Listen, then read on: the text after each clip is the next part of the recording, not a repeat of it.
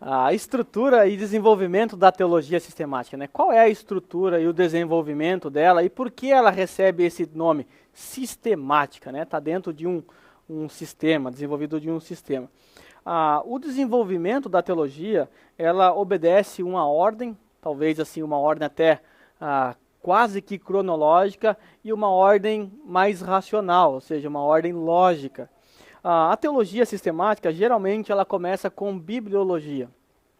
Se você observar na página 35 de vocês, o Franklin Ferreira colocou bibliologia, entre parênteses, tem uma palavrinha estranha aí, que vocês nunca ouviram, que eu já citei ela agora há pouco, que é prolegômeno, né? Prolegômeno é a introdução, aquilo que vem antes.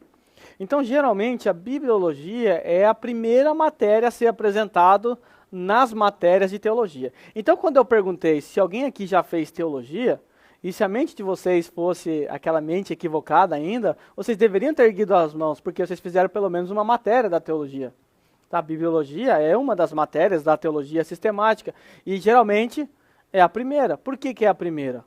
Se nós pensarmos cronologicamente, o que deveria vir primeiro? Que matéria deveria vir primeiro? Cronologicamente. Quem vem primeiro, a Bíblia ou Deus? Deus, certo? Mas por que na maioria das teologias sistemáticas, a Bíblia é apresentada primeiro? Porque todas as afirmações a respeito de Deus, dos anjos, de tudo que vier para frente, tem que ser respaldado nas Escrituras. E se você chega já para essas matérias com uma compreensão equivocada da Bíblia, ou seja, aí não vai funcionar direito as outras matérias, né? Você precisa ter a compreensão correta de que é a Bíblia. Se você não crê que a Bíblia é a palavra de Deus, então não adianta as afirmações sobre o ser de Deus baseado nas Escrituras. Você não acredita nisso.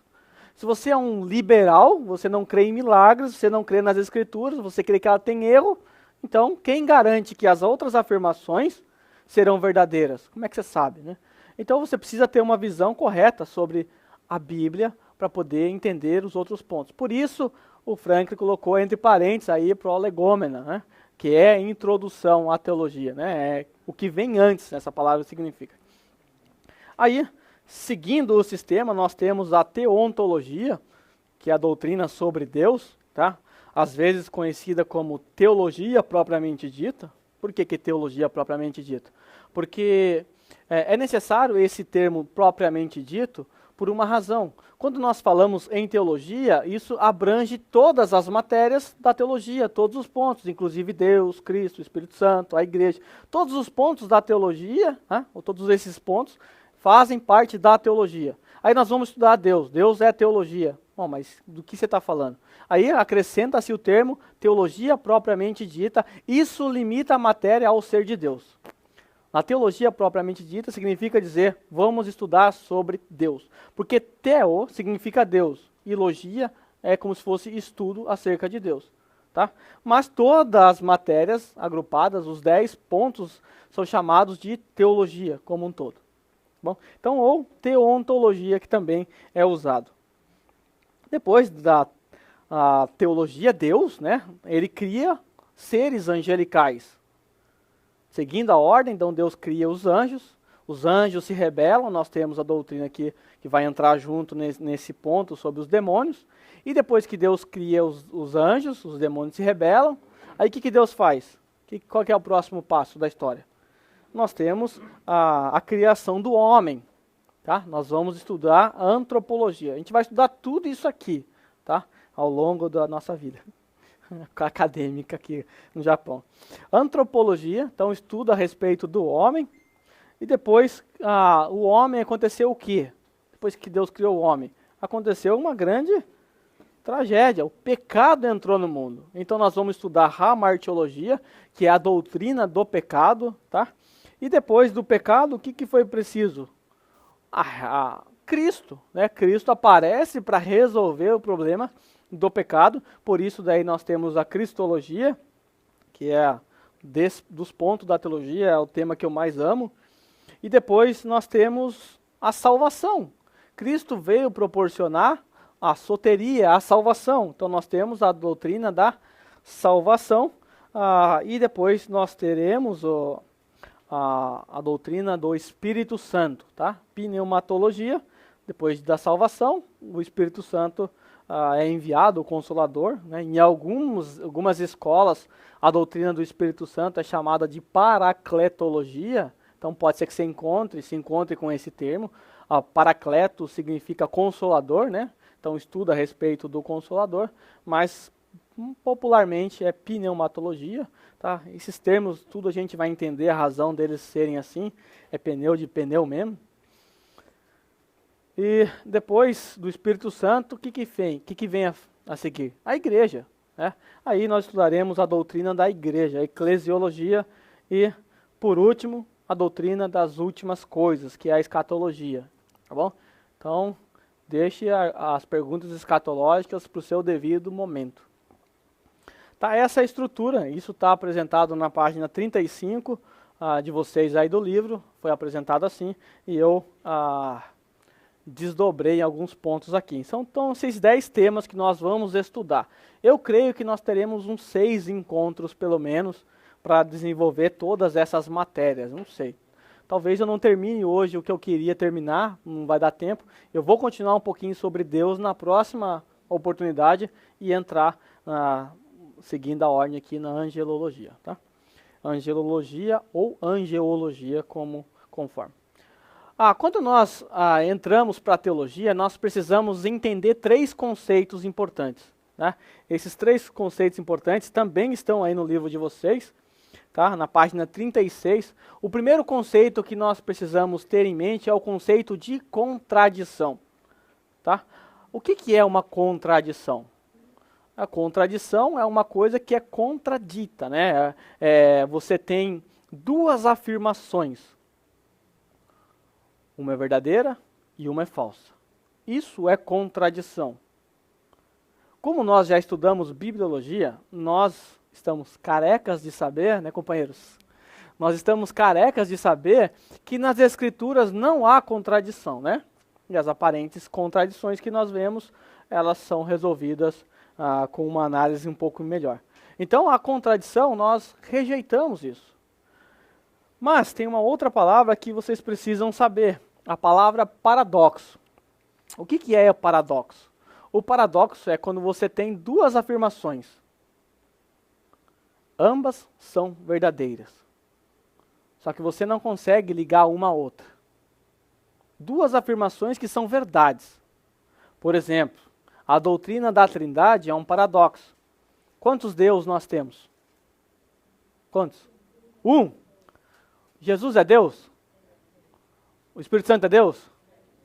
O Pai é Deus? Quantos deuses nós temos? 1 Deus. Ou seja, nós temos 2 afirmações verdadeiras, certo? Cada pessoa da Trindade é Deus, mas nós temos um único Deus. Parece contradição, mas não é. É um paradoxo. 2 verdades sendo ditas. Nós, na teologia, vamos lidar muito com paradoxos. E nós temos que nos sujeitar humildemente a esses paradoxos. Nós não sabemos. Como é que se explica a Trindade? Não sei, não tem como explicar. A história da igreja tem 2000 anos, ninguém conseguiu explicar racionalmente isso. Se você conseguir, escreve um manual de teologia e você vai ganhar muito dinheiro. Né? Nós não vamos conseguir definir a Trindade, nós só vamos ver depois sobre ela. A soberania de Deus, eu estava conversando com a Nina, e a responsabilidade humana também é um paradoxo. Deus é soberano nas suas escolhas. Tudo está debaixo do seu controle, nada foge da sua vontade. Mas, por outro lado, o homem é responsável pelas suas escolhas. Paradoxo. 2 verdades que nós não conseguimos, falta uma pecinha no meio que Deus não nos revelou e a gente não consegue conectar essas 2 verdades. O que a gente faz? Aceita as 2. Como é que explica? Não é problema meu. Deus não explicou, a Bíblia não explicou, não é problema meu. Está nas Escrituras? Então eu creio. Tá? Nós cremos porque está nas Escrituras, não porque a gente sabe explicar racionalmente. E outra palavra que nós temos é a palavra mistério, né? Talvez alguém gostou dessa palavrinha aí, tem alguns rindo, ou mistério. Não é nada disso. O que é a palavra mistério? O que significa esse mistério? Mistério são verdades que estão ocultas a nós. São coisas que Deus não revelou, coisas que nós não temos respostas. Por exemplo, por que Deus criou Adão e Eva e jogou eles no paraíso, jogou eles lá no paraíso junto com a serpente? Não sei. O que Deus fazia antes de criar o homem? Não sei. Né? Existem algumas verdades, alguns fatos históricos nas Escrituras, alguns fatos históricos que não estão nas Escrituras, e isso é mistério para nós. Nós não temos a revelação. Muitas coisas nas Escrituras são mistérios. Por favor, alguém leia Deuteronômio 29 e 29, e nós vamos ver qual que é a nossa posição diante de um mistério.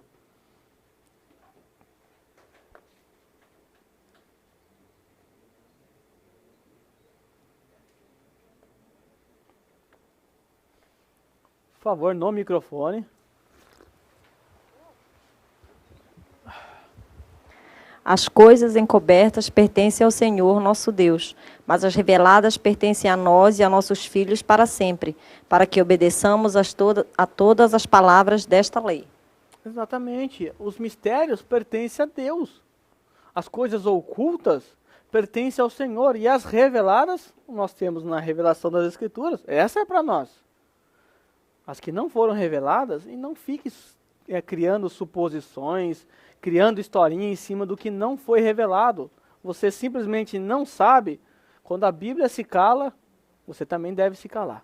Então essas três coisas aqui, a contradição nós descartamos, porque a Bíblia não é contraditória, ela não tem contradição.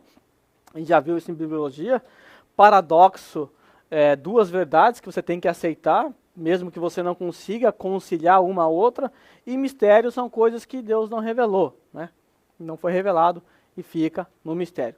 Talvez algum dia, na eternidade, alguma coisa possa ser revelado, mas pode ser também que não seja e fique com o Senhor mesmo. O importante é aquilo que ficou conosco, a sua revelação. Só para dar um exemplo, 2 exemplos de mistérios que nós não conseguimos, e está revelado, mas nós não conseguimos entender, tanto as Escrituras, que ela é um livro divino e humano ao mesmo tempo. Certo? Tudo que foi o homem que escreveu, mas é palavra de Deus. Então não contém... vocês estudaram na bibliologia, né? E o outro é a encarnação de Cristo. Né? A Maria somente, que é a mãe, e foi fecundada pelo Espírito Santo. Então essa ação é um mistério biológico que nós não conseguimos, a ciência não consegue repetir, ninguém vai conseguir. Mas está revelado. A Bíblia fala que houve a encarnação. E a encarnação também é um paradoxo, né? Porque Jesus é 100% humano, 100% divino. Para a gente, na nossa conta racional, é 50% de cada, né? Teria que ser. Mas a Bíblia apresenta 100% humano, 100% divino. Duas verdades também que a gente pode ser aceito. Por que nós devemos estudar teologia? A teologia, que tem sido criticada por muitas pessoas, ninguém quer estudar esse trem aqui na atualidade, porque a letra mata, o Espírito vivifica. Mas nós devemos estudar teologia para conhecer e se aprofundar na palavra do Senhor. Tá? Essa é uma das razões. Conheçamos e prossigamos em conhecer o Senhor. Nós não apenas aprenderemos coisas técnicas, nós aprenderemos sobre o nosso Deus. Se nós somos cristãos, subentende-se que nós entendamos pelo menos as doutrinas básicas sobre o nosso Deus. Você vai para o povo islã, eles conhecem bem o seu Deus, as suas doutrinas. Aí você chega para os cristãos, mal leem a Bíblia. Né? Então, no mínimo que nós devemos ter é o conhecimento básico das doutrinas elementares da fé cristã. O que nós vamos aprender sobre Deus são doutrinas elementares. O que é doutrinas elementares?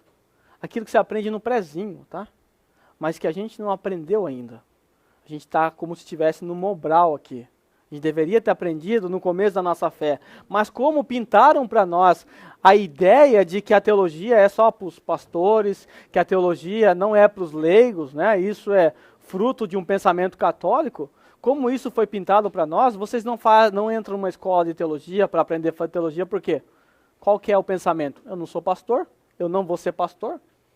Automaticamente a gente pensa que teologia é para os pastores. Eles são obrigados a fazer, mas a teologia é para todos.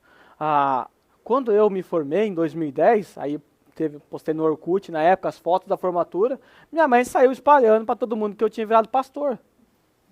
Aí eu falei, mãe, eu não é assim, não virei. Não, virou sim, você se formou. Não, mas isso não quer dizer nada. Não, quer sim. O católico vai para o convento, vai para o seminário para ser padre. E o crente vai para quê? Para ser pastor. Então é pastor. Entendeu? Porque é esse pensamento que talvez a gente tem com relação à teologia. Mas a teologia nos ajuda a se aprofundar mais no conhecimento de Deus. Tá? Também para servir ao Senhor melhor. Em qualquer área que você atua na igreja, né? Em qualquer área que você atua na edificação um do outro, você precisa da teologia. Se você é alguém que canta no louvor, responsável por escolher as músicas, se você não tem teologia, você vai cantar, quero que... Entendeu? Você vai corromper toda a comunidade. Então precisamos da teologia para servir melhor. Se você é um conselheiro cristão, como você tem que ser, como a gente viu em aconselhamento bíblico, todos nós somos, você precisa da teologia para você dar conselhos bíblicos. Servir melhor ao corpo. Não vou nem falar de quem ensina, né? Então, para servir ao Senhor melhor. Para servir a comunidade dos santos, né? Você vai desenvolvendo, você vai crescendo para poder desenvolver o seu dom de maneira a edificar a comunidade dos santos. E também para estar preparado para responder a respeito da sua fé. Portanto, estai-vos preparados para responder com temor e mansidão a todos aqueles que vos pedir a razão da esperança que há em vós. É o que a Bíblia nos diz. Temos que estar preparados. E como é que você se prepara? Você chega na sua casa, senta, Senhor, me dá todo o conhecimento agora. E você sai de lá um bom teólogo. Não. É debruçado sobre as Escrituras. É o que nós vamos fazer. E para corrigir a sua cosmovisão, se você chegou aqui com uma cosmovisão meio torta, umas lentes erradas, nós vamos quebrar seu óculos hoje. E como nós devemos fazer ou estudar teologia? Tá? Nós devemos fazer isso com oração. Nós estamos aprendendo doutrina, não é simplesmente coisas técnicas, é a doutrina a respeito do nosso Deus, são as verdades elementares das Escrituras a respeito da nossa fé. Então nós precisamos de oração, orar a Deus, porque afinal de contas, sem o Espírito Santo, nós não temos condições de entender nada. Então, como diz Calvino, orate et labutare, oração e labor, e trabalho, nós precisamos orar e trabalhar, se empenhar no estudo das Escrituras. Então a oração é imprescindível em todos os aspectos da vida cristã e principalmente no ensino acadêmico. Outra coisa, com humildade, tá? Com humildade. Uma coisa que me deixa indignado é pessoas que estudam teologia e se tornam arrogantes e soberbos e se acham detentores da verdade. Na verdade, quanto mais você se aproxima da teologia, quanto mais você estuda a teologia, mais humilde você tem que ser. Por quê? Porque mais você vai compreender biblicamente o quão perverso, corrupto e mau você é. Diante dessas verdades, como é que você vai ser arrogante? Como é que você não vai ser humilde? Então, humildade, por favor. Não seja arrogante diante daqueles que não estão aqui estudando. Seja humilde na internet com quem não sabe, porque eles estão sofrendo por causa de uma cosmovisão equivocada. Tente ajudá-lo. E com a mente, com a razão. Nós precisamos usar a razão para entender a teologia. Não é simplesmente coisas espirituais. Vem aqui agora que eu quero receber aqui. Receba aí a unção. Não vai funcionar. Vocês precisarão colocar esse 1,3 kg que está na caixa, alguns um pouquinho mais pesado, eu acho. Mas vocês terão que colocar isso aí para funcionar. Nós teremos que pensar, temos que raciocinar, tá bom? Então use a razão. Use sua mente. E também com a ajuda de outros, tá? Nós precisamos da ajuda dos outros para compreender a teologia. Tudo que eu estou falando aqui não é invenção minha. Eu conversei com bastante amigos mortos, meus livros de teologia lá, Maria está tudo morto, e eu estou debruçado, ou seja, eu estou ensinando vocês em cima do que eu aprendi com o outro. que sabe muito mais do que eu. Então, aprenda a teologia com a ajuda daquele que sabe mais do que você. Tanto algum irmão seu que está vivo aqui, eu acho que está, o irmão seu que está vivo, quanto aqueles que já se foram, mas que deixaram os seus escritos para nos ajudar. E com regozijo e louvor, tá? É uma alegria estudar. Eu não sei se para vocês é uma alegria, mas eu estava até ansioso, deu até dor de barriga de manhã, porque eu queria, assim, não dormir direito, estava ansioso para estudar, para estar aqui com vocês, né? Então, com regozijo e louvor. Não por pesar, não por, é chato estar aqui, não sei o quê. Não. O professor não é muito legal, mas o importante é o que ele está dizendo. Né? E, por último, usando os meios que lhe ajudarão a memorizar. Tá? Se para você é fácil anotar, se para você, como alguns estão fazendo, é fácil tirar foto para depois guardar, use os melhores meios que lhe ajudarão a memorizar as doutrinas, repetições, colar na parede, seja lá o que você puder fazer.